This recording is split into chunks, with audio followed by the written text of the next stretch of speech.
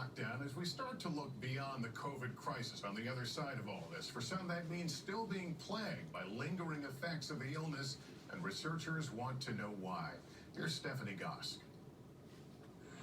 At the National Institutes for Health, the human brain is revealing COVID secrets. As you can see here, all these blood vessels are quite abnormal. You can see dark spots within the blood vessels. Those dark spots that you're pointing at, those shouldn't be there? They shouldn't be there.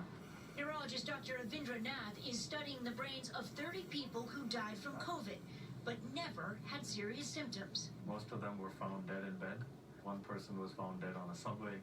Another person was just playing with his sister and fell down dead. These are people that didn't have a lot of symptoms, or if any at all, and died suddenly. Suddenly, that's correct. I think most people who don't know much about COVID think about it as a virus that just affects the lungs. This tells an entirely different story, doesn't it? Yes, you're absolutely right.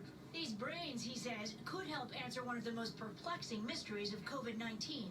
Why is it that long after the virus is gone, some people are suffering from symptoms that simply won't go away?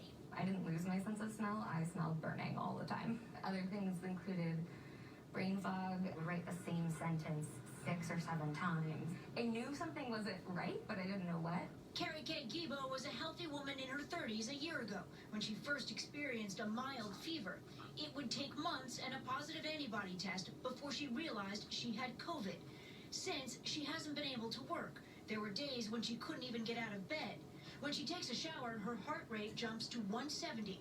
It feels like sprinting a mile.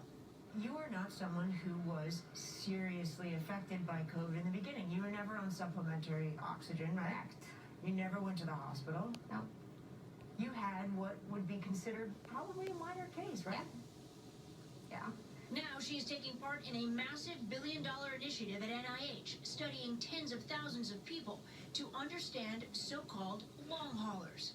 We certainly are going to have to follow people for months and maybe years. The NIH director says long haulers don't follow a pattern. Some were really sick at first, others weren't.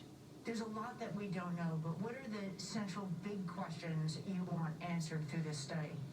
I want to understand how this virus causes an illness that you don't get better from the way you're supposed to. What is it? Have you done harm to the body by some sort of blood clotting problem, by an immune system that's gone haywire? We really don't know. And the consequences could be felt long after the country is vaccinated. When you consider we know 28 million people in the United States have had COVID, if even 1% of them have chronic long-term consequences, that's a whole lot of people, and we need to find out everything we can about how to help them. I'm still struggling with the exhaustion, random fevers. Brain fog. The brain fog just won't go away. Stairs are still not my friend. Just trying to catch my breath. Can't keep your balance. Dizzy, nauseous. The NBC News medical unit surveyed 64 clinics across the country, just treating long haulers.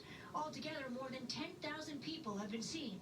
There is no agreed upon treatment. Most patients are in their 40s, but there is a wide range. It's